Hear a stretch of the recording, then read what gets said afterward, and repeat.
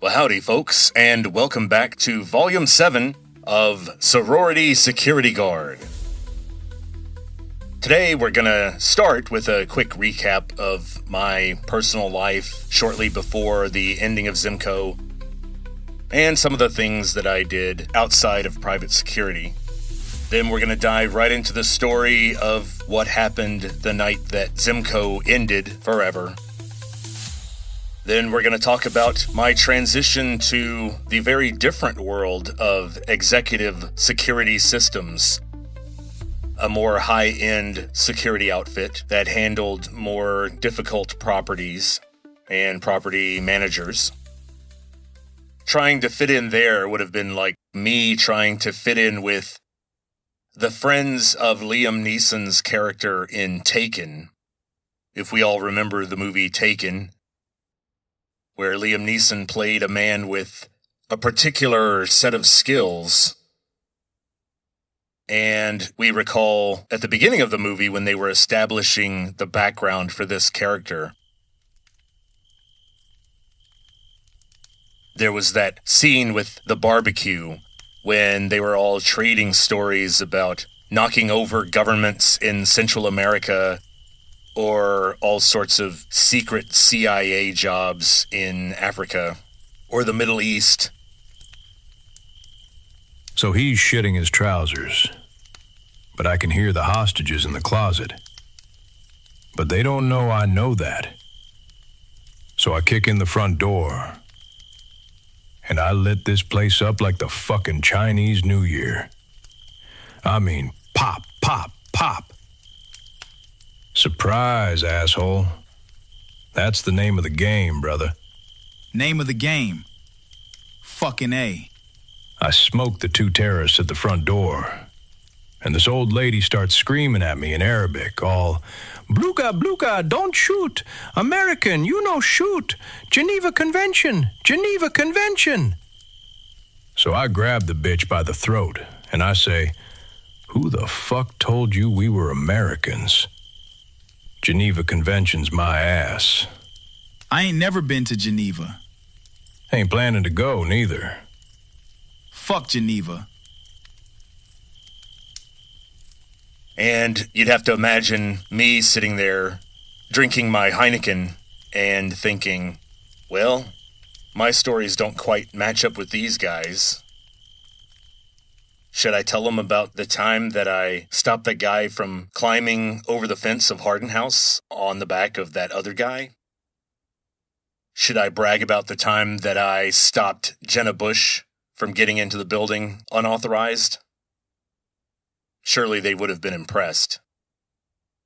Jenna Bush was pretty scary. I gotta admit, it took a lot of backbone to stand up to someone like that. Yeah, these guys don't know that. You know, that's the problem.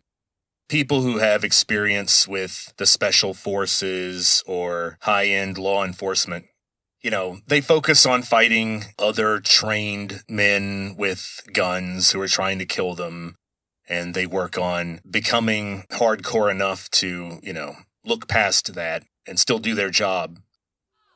But I gotta tell you, if you have not had experience being surrounded, accosted, or bullied by a group of angry and perhaps intoxicated and definitely hungry sorority girls, then you don't know what real fear is.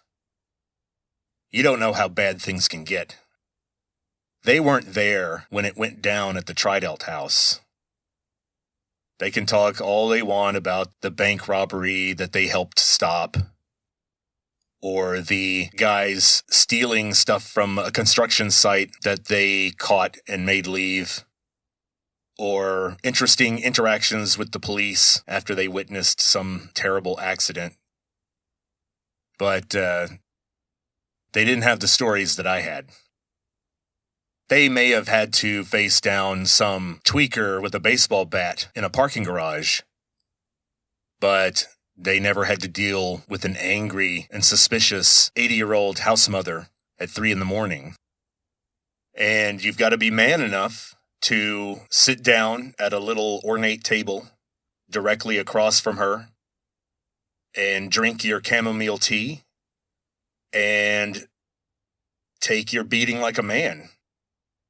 You know, if the guard did something stupid that you've got to apologize for, then, you get it done. And it takes every bit the steely nerve and the intestinal fortitude, as the coaches used to say, and a strong backbone, and maybe another set of body parts that you may or may not have, to sit down and look at that lady in the eye and be the Zimco security consultant. But these executive guys, they wouldn't understand that. They hadn't been through the fire, the test, like I had. More on them shortly, but first, let's talk about a really lame band.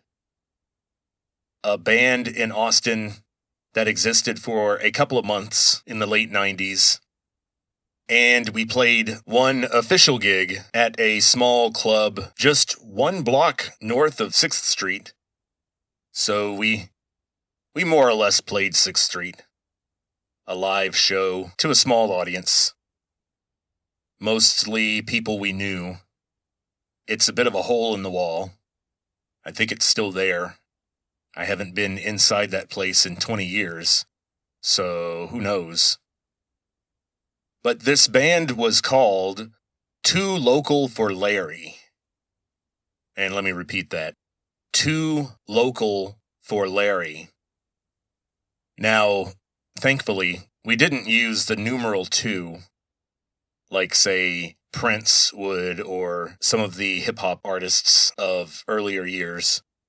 But no, this was TOO, as in a band that was excessively local in some way, whatever that means, for some guy named Larry.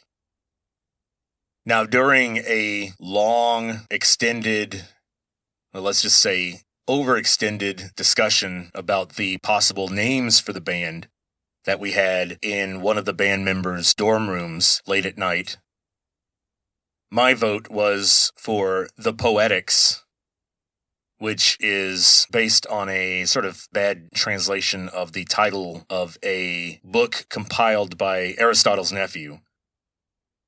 Aristotle's lecture notes on how humans construct art and what that means, and the different types of literary constructions. Of course, I thought that would be very appropriate. But our drummer at the time, he almost got the bassist to vote for him for his suggestion, which was ultimately vetoed. But it was to name the band All Five Fingers. All Five Fingers. And that didn't even match our style.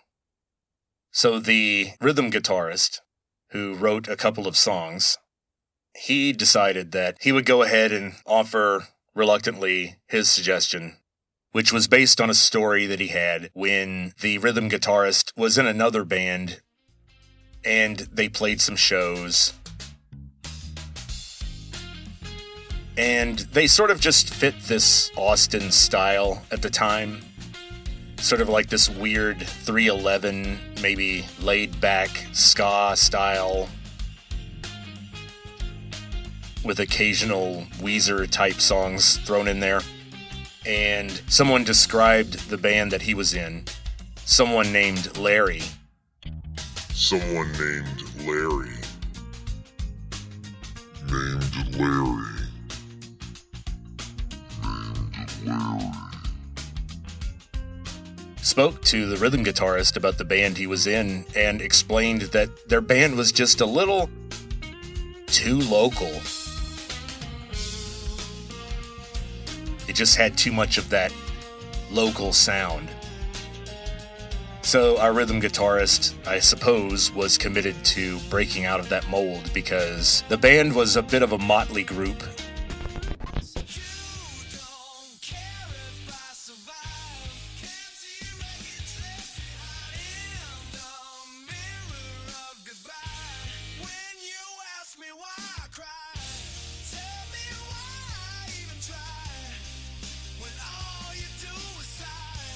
too local for Larry consisted of our rhythm guitarist,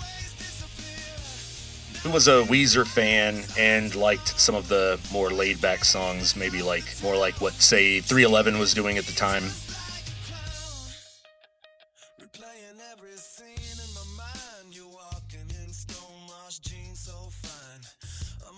And then we have the lead guitarist, who was a huge fan of classic rock.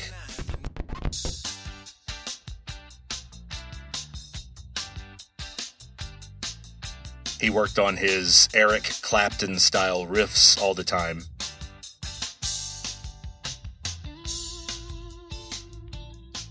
And he wanted to do songs more like Crossroads or even Police songs. However, that proved to be very difficult for our drummer.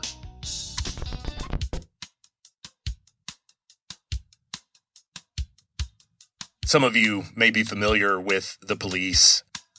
And of course, they're famous for Sting's style and his songwriting strength, but a lot of the strength of the Police had to do with Stuart Copeland, their drummer, who was one of the most inventive and precise drummers that I've ever heard.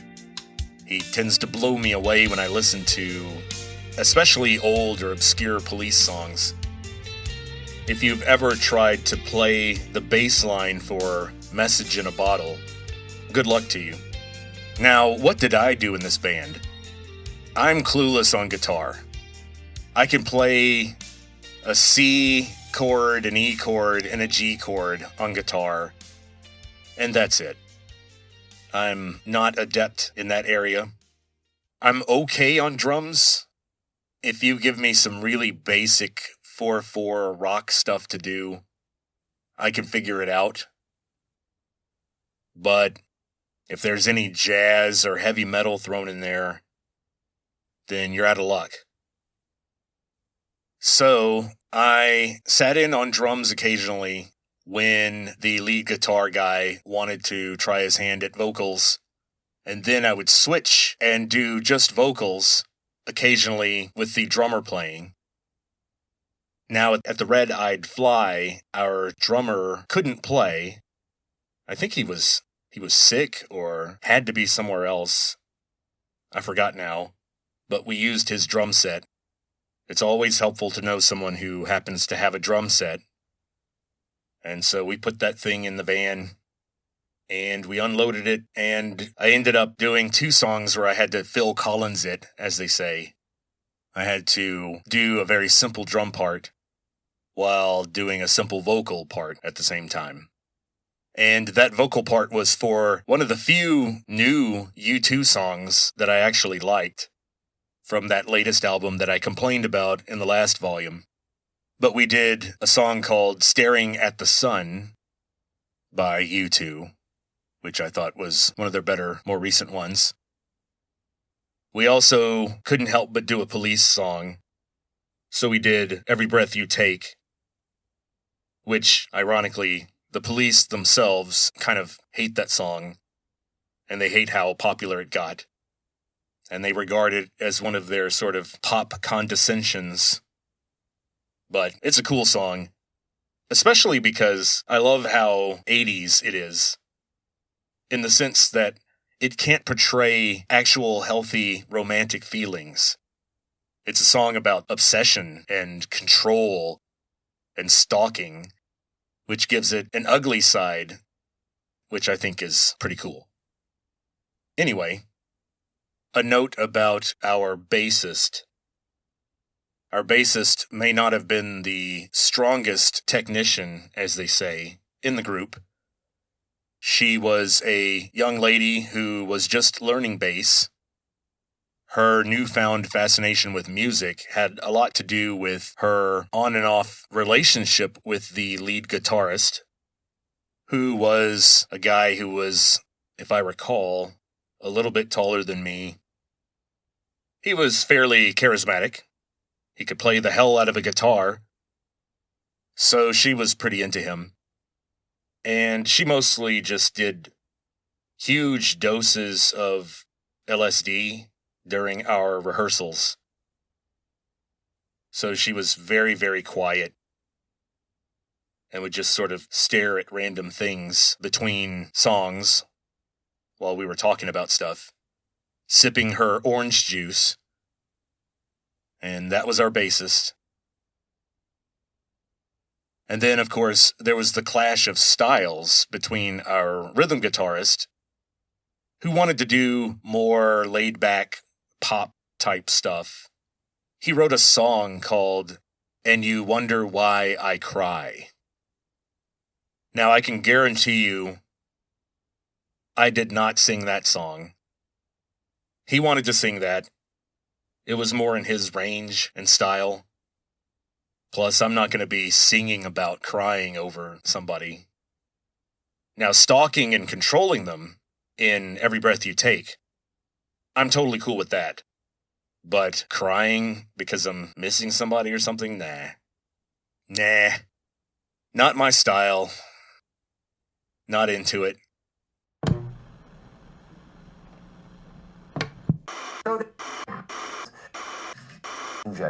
Are you?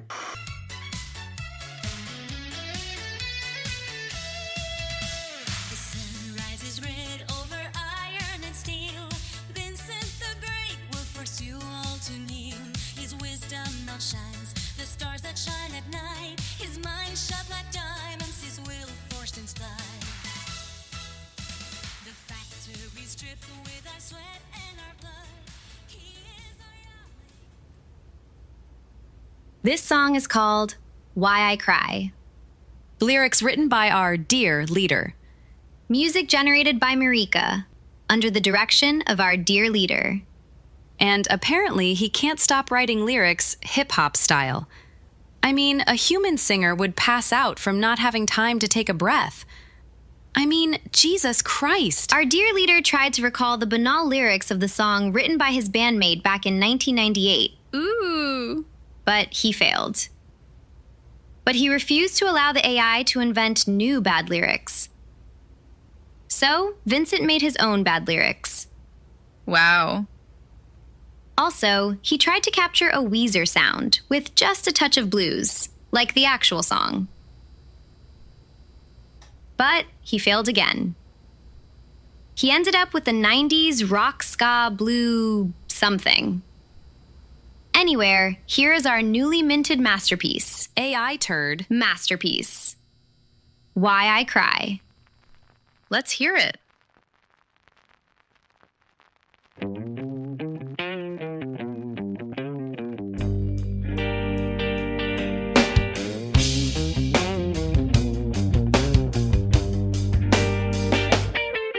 Oh, babe, you'll never guess. Can you see?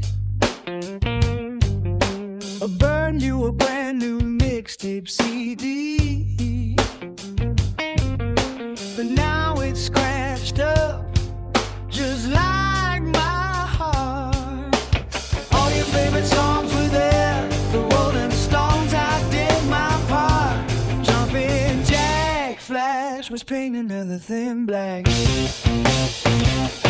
Tears are falling from my eyes. 5 minutes since our last goodbye. Just last night in my bed, you said you'll be mine forever instead. I'm stuck beneath these city lights, looking for love before all hope dies. You don't care if I survive. Can't see wreckage left behind in the mirror of goodbye. And you ask me why I cry. Why do I even try when all you do is sigh? When you're never really here, when every night you disappear. Now I'm singing love songs while you're out on the town, treating me like a crown.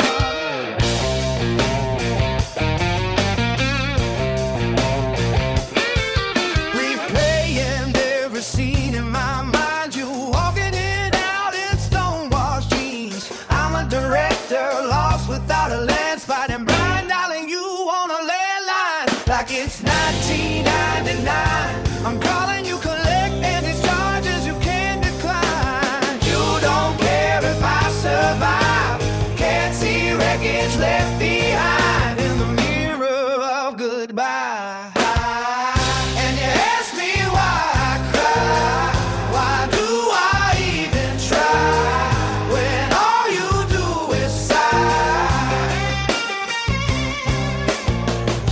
When you're never really here, when every night you disappear.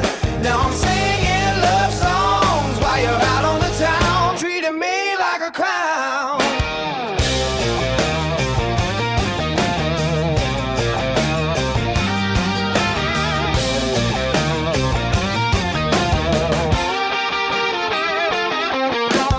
Baby, I'm the punchline now. Plot twist, I was the last to know. Humming tunes that barely flow. Loving you is like a losing fight, like a China sun with just a flashlight. And you ask me why I cry, why do I even try, when all you do is sigh. When you're never really here, when every night you disappear. Now I'm singing love songs while you're out on the town, treating me like a clown.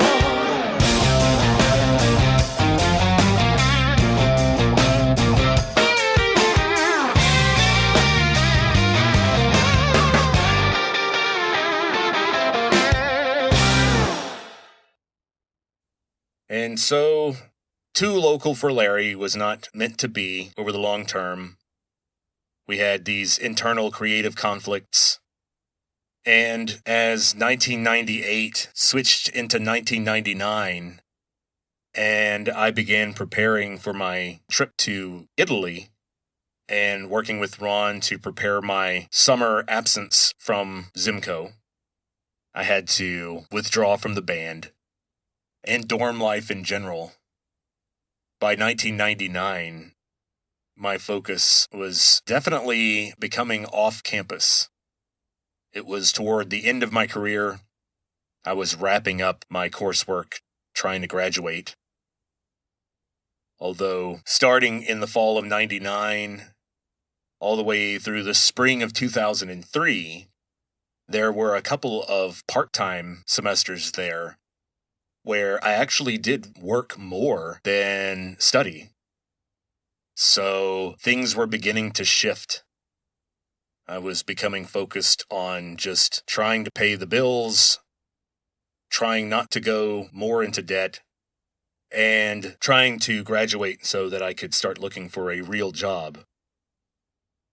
This is back in 1999 and 2000, when recent college graduates were actually more likely to get a job than less likely. Today, in our current job market, if you have received a bachelor's degree in the last, say, 2 years, you are statistically less likely to get a job than someone who's, say, 40 and floating around the job market after some other layoff. So things are bad for young people now, as I've said before. But they were pretty promising for young people back then. There were lots of opportunities. So let's talk about my return to Austin and my return to Zimco in the fall of 1999. I came back running into Ron's arms, and he was very much ready to take me back after my absence. We had hiring to do, we had training to do, we had to get ready for rush season in the fall. There's always a lot of extra craziness on West Campus when people are pledging sororities and fraternities, and there are all sorts of mixers and welcome aboard parties that get completely out of control. And so there's more stories for me to tell my future executive security systems colleagues. They would never understand the horror of Pledge Week. They would never understand the dangers of rush season.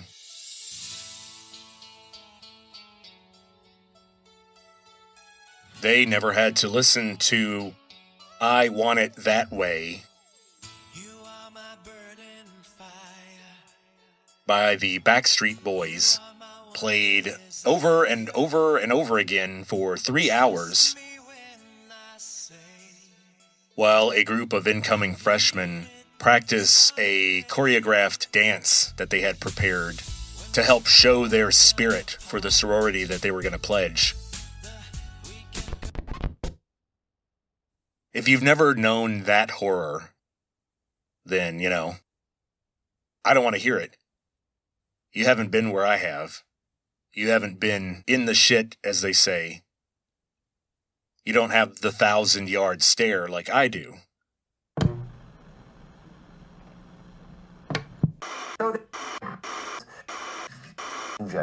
Are you? Burning flame. Oh, hear the thunder, the people's refrain, echoing glory like sweet summer rain. One voice, one heart, one leader so true. The world kneels down to the red, white, and blue. This song is called Gotta Be Sunday. Lyrics written by our dear leader. Ooh. Music generated by Marika, under the direction of our dear leader. This song was inspired by the Backstreet Boys. Wow. The lyrics express Vincent's deepest feelings about love. Is there a place for love in our dear leader's life? Oh God, I hope so. Anyway, here's Vincent's anthem to love. Gotta Be Sunday.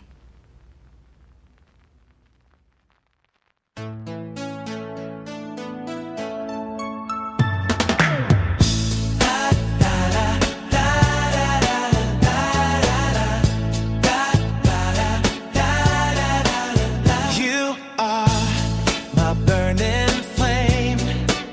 You are my heart's true aim. But hear me when I say I need you. Sunday, when you're so far away, the weekend comes to save the day. When you say you'll wait till Sunday, oh, hey. Am I your burning light? Your soul's eternal night. But baby, can't you see? You gotta wait till Sunday. Let me tell you why. Working every day of the week. Let me tell you why. Saturdays I just feel so weak. Let me tell you why I can't do it today.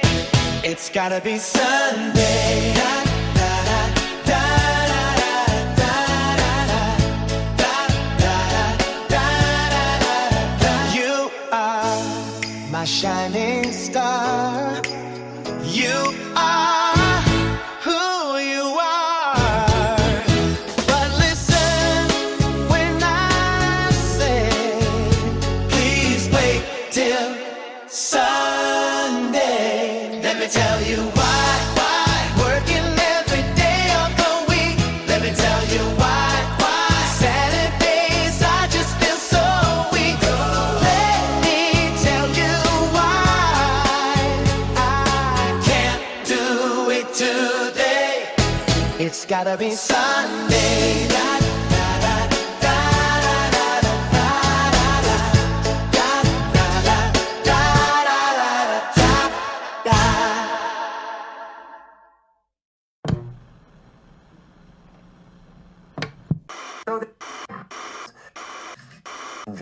Are you? Terrible night, as I see the truth through the veil and the haze, we will follow his steps to the end of our days.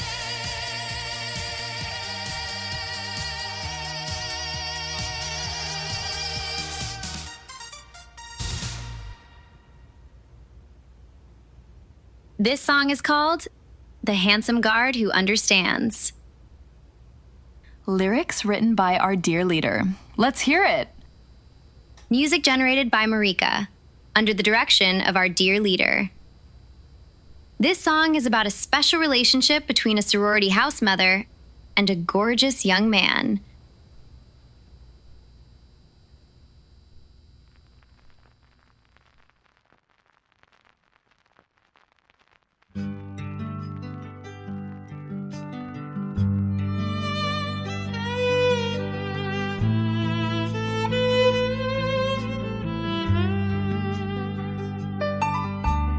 Does it get better? She asks me in the night when the porch light flickers off and on, and the girls are upstairs out of sight.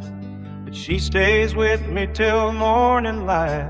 We sip our tea by the parlor door, talking about ones that make flowers grow and pipes that hang down way too low. Her voice is calm, her heart is pure. The girls don't know what they've got. After the storms, I guess they forgot. I search the halls with my maglev beam while she's humming this tune in her dreams. Why is she here in this old place? Maybe for the nights when we're face to face. I make the world feel a little more safe. She brings me a touch of grace, a house mother doing what she can. Just two friends losing sleep. She's still looking for a man with steady hands. I'm the handsome guard who understands.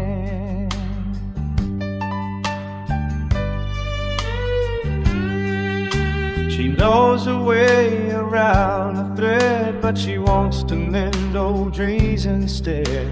You mentioned Ted Bundy, she feels the fear that her former sisters once knew, but she feels the anger rising too. She forces it down, and then I see, as she takes my hand with knowing eyes, she hates the girls even more than me. Why is she here in this old place? Maybe for the nights when we're face to face. I make the world feel safer eyes. She brings me a touch of grace, a house mother doing what she can. Just two friends losing sleep. She's still looking for a man with steady hands. I'm the handsome guard who understands.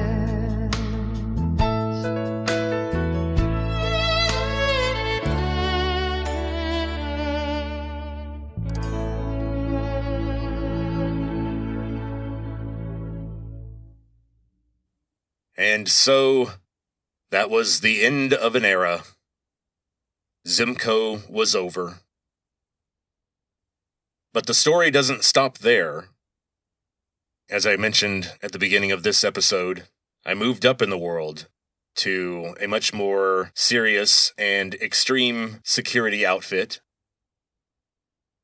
So in the next episode of Sorority Security Guard, we're going to talk about all kinds of stuff, like this company called NetPliance that inhabited a giant building in an office park on Loop 360.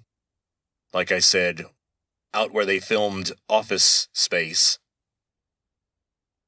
And NetPliance was the scene of quite a bit of .com drama, including a very, very angry investor who went by the online moniker of Rumble Duck. And Rumble Duck threatened to gun down a lot of people, including me. We'll talk about that. Man, everybody's always gunning for me. I don't know if that means that I'm terrible or... Nah. It's because I'm awesome. That's why everyone's gunning for me.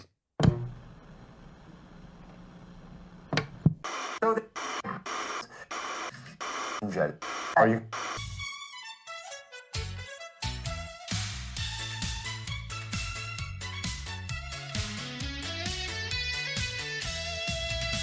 The sun rises red over iron and steel. Vincent the Great will force you all to kneel. This song is called Close to Dark. Lyrics written by our dearest, dearest leader. Music generated by Marika, under the direction of our dear leader. Inspired by Cream, that classic rock trio that featured Eric Clapton. It's about a young, sexy security guard holding on to love in the dark. battling for justice until the dawn comes. He kept us safe. That's what he does. So safe. So safe. Anyway, this reflects how he feels about his girlfriend. Now wife. Bitch. Anyway, here's the third and final turd. I mean masterpiece. Close to Dark.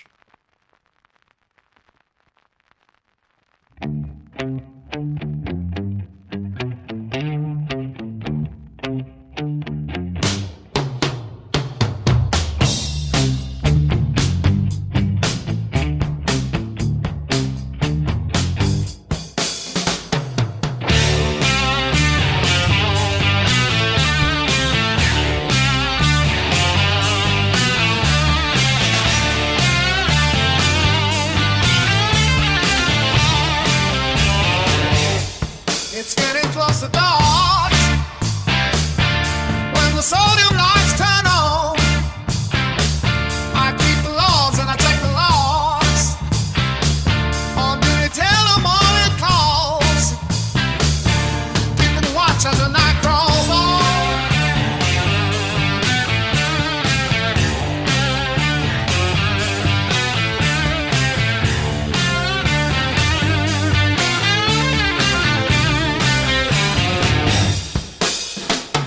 Midnight brings the freaks and the fools. Drunks are busy breaking all the rules. But soon I'll be home with you, making breakfast just for two. Dawn approaches and traffic grows. We meet, but then you have to go. One quick kiss, that's all I get. Before you leave, my heart feels low. Soon I'll be there by your side. When the rain comes, I'll be by your side. I've been waiting way too long. It's all I've been thinking of, to go back where I belong. The classroom of your love. Midnight brings the freaks and the fools. Drunks are busy breaking all the rules. But soon I'll be home with you, making breakfast just for two. I've been waiting way too long. It's all I've been thinking of, to go back where I belong. The classroom of your love.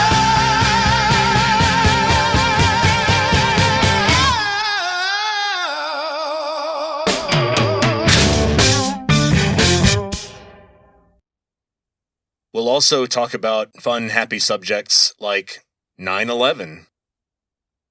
That's coming up. And as you might suspect, that did change the nature and the vibe of private security, especially at the high end, especially with executive security systems, because they guarded government buildings and they were on high alert. Now, it also added a complication that exactly when 9/11 happened, I happened to be spending a lot of time with one of the residents of Greenwood Towers, who happened to be the president of the Arab Student Association at the University of Texas at the time. And so, as you might expect, the president of the Arab Student Association is going to be the recipient of some unwanted scrutiny, including an almost comically bad and obvious wiretapping of his phones. And we'll talk about how we knew that had occurred next time. And so, we'll be moving along in my hero's journey, on my journey to becoming the badass superhero that I became with executive security. But more on that later. And so, Until then, talk to you later.